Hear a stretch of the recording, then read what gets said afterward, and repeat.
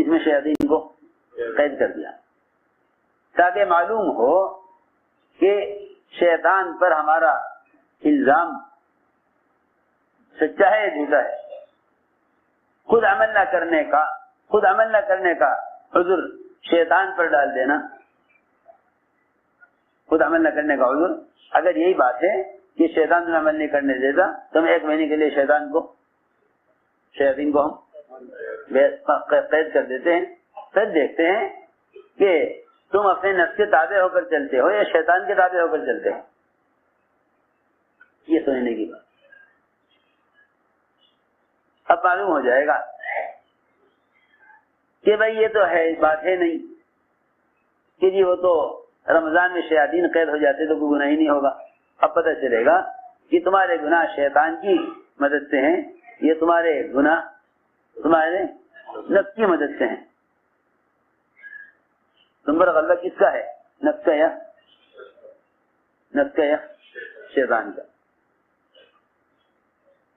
سنو، سوچنے کی بات. 1 مہینہ شیاطین کو قید کر کے عمل کر دیا گیا ہے. سنو میری بات توجہ سے. 1 مہینہ شیاطین کو قید کر کے عمل کر دیا گیا ہے کہ تم اس 1 مہینے میں اپنے نفس کو اتنا کچلو کہ اس وقت تمہارے لیے نفس کو کچلنا آسان ہے، کیونکہ شیطان نفس کے پالنے میں مدد کرتا ہے. شیطان نفس کو پالنے میں مدد کرتا ہے. شیطان نفس کو پالنے میں مدد کرتا ہے. اس لیے روزے کا حکم دیا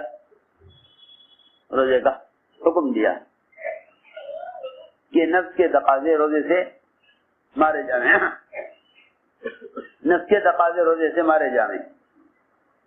نفس کو کچلنے کا سب سے بہترین عمل وہ رات کا قیام اور تہجد ہے. تراویح اور رات کا قیام اس لیے دیا گیا تھا تاکہ نفس کو اس وقت کچلو جب شیاطین سب قید ہیں.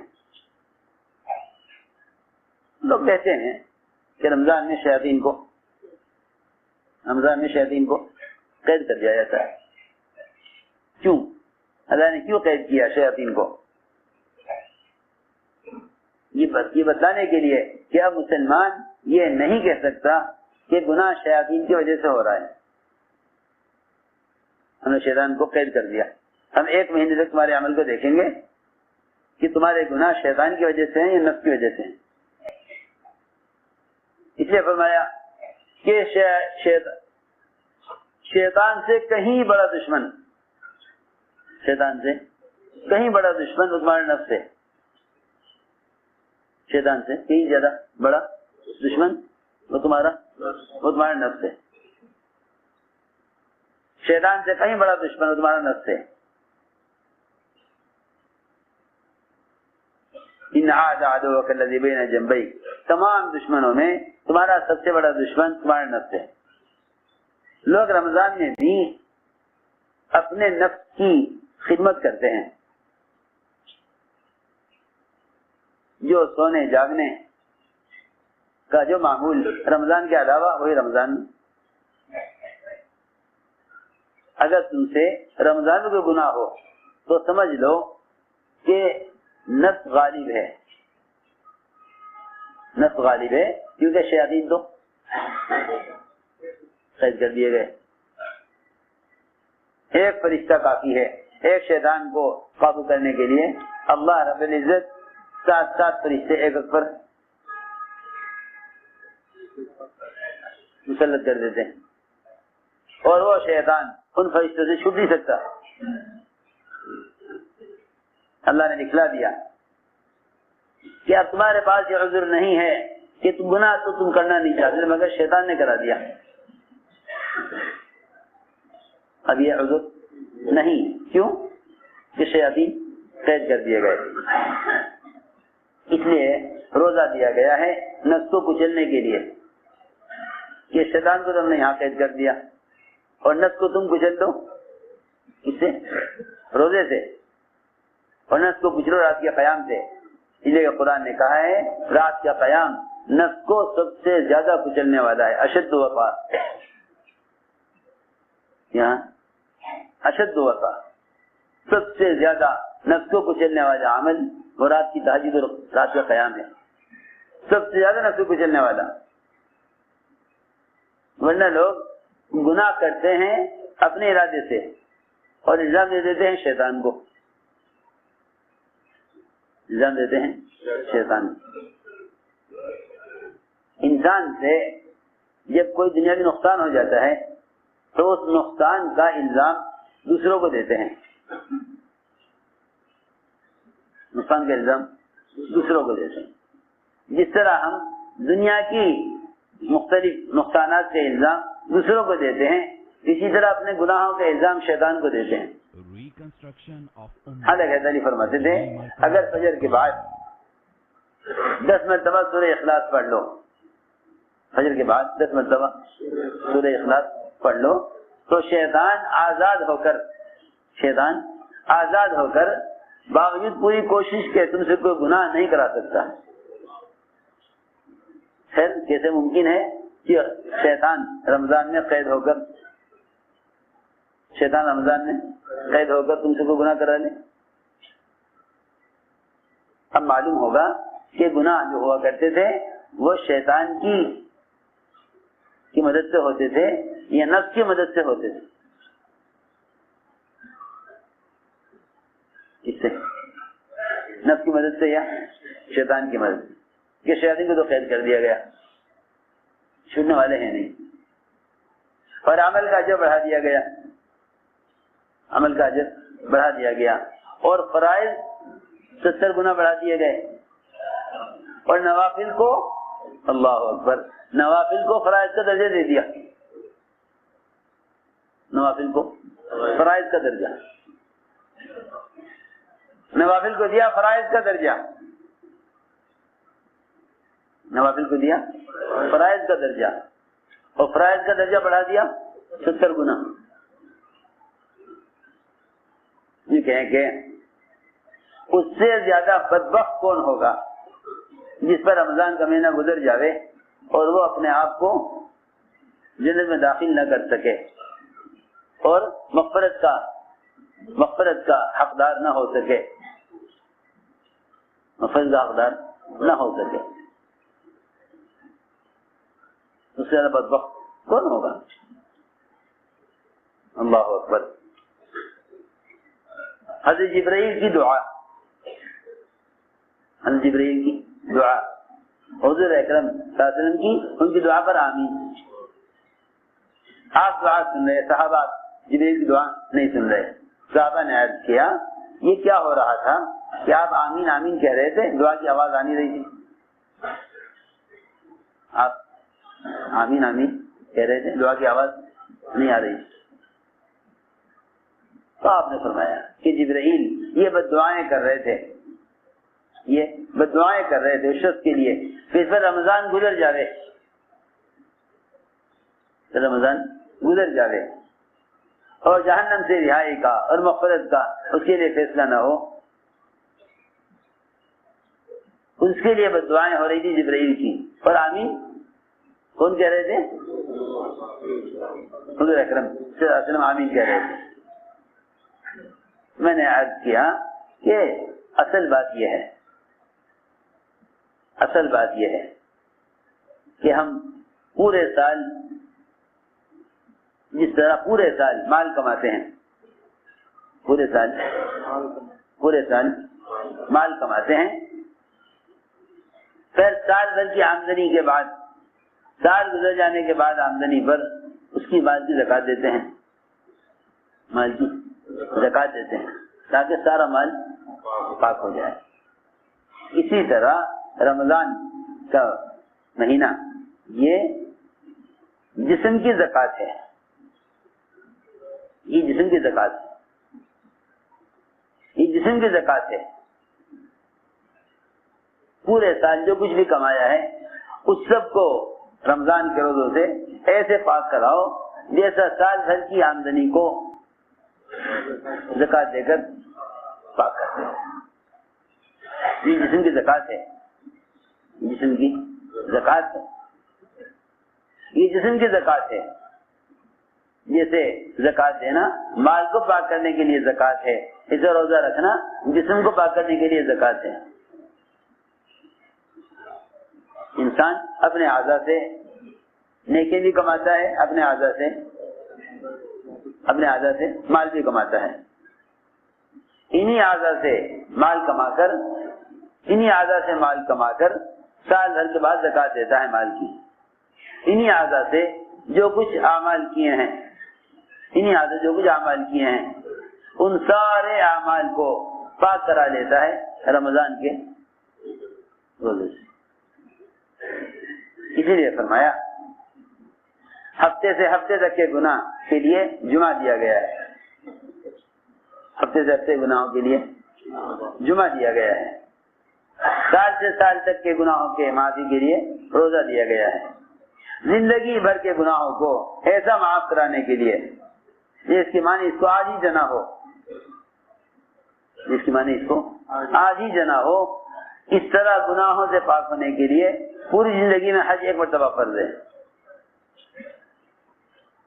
زندگی میں حج ایک مرتبہ فرض ہے کہ حج زندگی بھر کے گناہوں سے پاک ہونے کے لیے، روزہ سال بھر کے گناہوں سے پاک ہونے کے لیے، اور جمعہ ہفتے بھر کے گناہوں سے پاک ہونے کے لیے. سوچو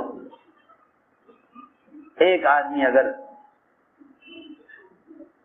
2 دن غسل نہ کرے تو اس کی حالت کیا ہوتی ہے؟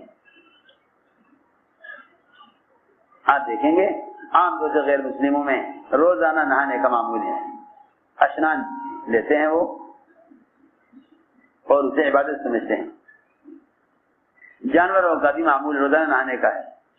سارے پرندے چرندے کوشش کرتے ہیں روزانہ ایک مرتبہ ان کے بدن سے پانی گزر جائے.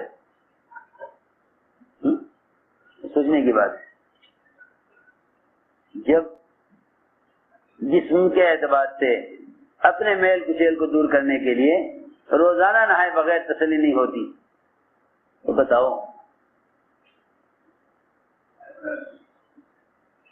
سال میں ایک مرتبہ اگر جسم کے اعضاء کی پاکی کے لیے روزہ دیا جاوے تو آدمی ایک سال میں نہاوے، ایک سال میں نہاوے. کہاں روزانہ غسل کرنا، کہاں ایک سال میں غسل کریں؟ کتنا میل ہوگا اس کے بدن پر. جو کپڑا جتنی تاخیر سے دھویا جاتا ہے وہ بھی اتنی محنت سے دھویا جاتا ہے. میری بات سمجھے، جو کپڑا جتنی تاخیر سے دھویا جاتا ہے وہ اتنی محنت سے. سوچنے کی بات. آپ نے کرتا پہنا، شام کو اتار دیا، پسینہ آ گیا، آپ نے سجا کر کپڑا تو صبح پہنا تھا، ایک پانی میں نکال کے سکھا لو، صاف ہو جائے گا. کیوں بھائی، ایسا ہی ہے نا. لیکن جو کپڑا جتنی تاخیر سے دھلے گا وہ اتنی زیادہ محنت سے دھلے گا. آپ جمعہ سے جمعہ کرتا اتاریں تو وہ دھوبی زیادہ محنت سے دھوئے گا، تو اس پہ سالن کے دھبے، اس پر مختلف قسم کے داغ لگے ہوئے ہوں گے، اس سے زیادہ محنت دھویا جائے گا. جو کپڑا صبح پہن کے شام کو اتار دیا اس سے زیادہ محنت کی ضرورت نہیں ہے. اس لیے فرمایا کہ روزے رکھتے رکھتے رکھتے رکھتے رمضان میں داخل ہوا کرو. روزے رکھتے رکھتے رمضان میں داخل. حضور اکرم صلی اللہ علیہ وسلم سب سے زیادہ روزے شعبان میں رکھتے. رمضان کے علاوہ جو زیادہ روزے رکھتے آپ شعبان میں. سارا ہی شعبان آپ کا روزوں کو گزرتا تھا تاکہ شعبان کے روزوں سے رمضان کے روزوں کا استقبال ہو. جس عمل کا یہ کہیں کہ جس آنے والے مہمان کا استقبال اس کی چاہت کی چیز سے نہ ہو، اس مہمان کی بے اکرامی ہوتی ہے. رمضان روزے لے کر آ رہا ہے. آپ جانتے ہیں آپ اپنے گھر میں آنے والے مہمان سے پہلے ہی فون کر کے پوچھ لیتے ہیں کہ آپ کا کھانے میں ناشتے میں کیا لینے کا معمول ہے، تاکہ آپ آنے سے پہلے اس کا انتظام ہو. آپ فلاں وقت پہنچیں گے، کھانے میں کیا لیں گے، آپ کے لیے آپ کے آنے سے پہلے انتظام کرنا پڑے گا. ایسے تو ہے نہیں کہ مہمان آ گیا آپ پوچھیں کہ آپ کیا کھائیں گے. کیوں بھائی؟ پہنچنے سے پہلے معلوم کیا جاتا ہے کہ آپ کا ناشتے میں کیا معمول ہے، کھانے میں کیا معمول ہے. اگر رمضان کے معمولات کا انتظام رمضان کے آنے سے پہلے نہیں ہے تو یہ مہمان آ کر پریشان ہوگا. آپ کا جو انتظام ہے وہ اس کی مزاج کے خلاف ہے، اس کی مزاج کے بالکل خلاف ہے. جس طرح نماز سے پہلے 2 رکعت تحیۃ المسجد یا تحیۃ الصلاۃ، یہ 2 رکعت فرض سے پہلے اللہ کے سامنے پیش ہونے کے لیے تیار ہونے کے واسطے 2 رکعت نماز پہلے پڑھ لو. اسی طرح تحیۃ الصیام بھی ہے، جس طرح تحیۃ الصلاۃ ہے. اسی طرح کیا ہے تحیۃ الصیام، اسی طرح تحیۃ الصیام ہے کہ تم رمضان کے روزوں کے لیے تم رمضان کے روزوں کا نفل روزوں سے استقبال کرو، جیسے فرض نماز کا استقبال نفل نماز سے کرتے ہو. سمجھتے ہو بات؟ جیسے فرض نماز کا استقبال نفل نماز سے کرتے ہو، جس طرح فرض نماز کا استقبال نفل نماز سے کرتے ہو، ایسے فرض روزوں کا استقبال. کیونکہ جو نوافل کا اہتمام نہیں کرتے نماز میں، جو نوافل کا اہتمام نہیں کرتے نماز میں، ان پر فرائض بوجھ ہوتے ہیں، فرائض ان پر بوجھ ہوتے ہیں، فرائض ان پر بوجھ ہوتے ہیں. اسی طرح جو نفل روزوں کا اہتمام نہیں کرتے وہ رمضان کا مہینہ ان کے اوپر بڑا بھاری بن کر گزرتا ہے، بڑا بھاری بن کر گزرتا ہے. اس لیے کہا کہ رمضان کے استقبال شعبان کے روزوں سے کرو، رمضان کے استقبال شعبان کے روزوں سے کرو. حضور اکرم صلی اللہ علیہ وسلم سب سے زیادہ روزے شعبان میں رکھتے تھے. پوچھا بھی گیا آپ سے، آپ فرمایا کہ رمضان کی تعظیم میں شعبان کے روزے رکھتا ہوں. رمضان کی تعظیم میں کہ رمضان آ رہا، کیا بتاؤں. اللہ اکبر. لوگ سمجھتے ہیں کہ یہ تو ہر سال آتا ہے، رمضان تو ہر سال آتا ہے. ایک عجیب بات بتاؤں آپ کو، وہ نماز کا فریضہ جسے روزانہ 5 مرتبہ ادا کرنا ہے، فجر سے لے کر عشاء تک، فجر سے لے کر عشاء تک، وہ نماز جس کو 5 مرتبہ ادا کرنا ہے، اس کو 5 مرتبہ ادا کرنا ہے. اس کے لیے حکم آیا ہے حدیث میں کہ ہر نماز ایسے پڑھو کہ مجھے ابھی نماز نہیں ملے گی. آپ غور کریں بات پر. جو نماز روزانہ 5 مرتبہ پڑھنی ہے، ہر 2 نمازوں کے درمیان چند گھنٹے کا فاصلہ ہے، ہر 2 نمازوں کے درمیان چند گھنٹوں کا فاصلہ ہے، ہر 2 نمازوں کے درمیان چند گھنٹوں کا فاصلہ ہے. فرمایا حدیث میں نماز ایسے پڑھو گویا میری آخری نماز ہے. یعنی اتنا سنوارو کہ شاید آخری نماز ملے گی، نماز نہیں ملے گی. تو جن نمازوں کے درمیان چند گھنٹے کا فاصلہ ہے، جب انہیں اس طرح پڑھنے کا حکم ہے کہ اس کے بعد مجھے نماز نہیں مل سکے گی، اسے ایسا پڑھنا چاہیے، تو جو روزہ 11 مہینوں کے فاصلے کے بعد آوے اس میں کتنا اہتمام کرنا چاہیے. نہیں سمجھے بات؟ تو کیوں بھائی ماسٹر صاحب پھر چانس نہیں ہے، لوگ کہتے ہیں نا یہ اگر نکل گیا نا موقع چانس نہیں آگے، پتہ نہیں کب آئے گا دنیا کے بارے میں کوئی آخری ٹرین ہو، آخری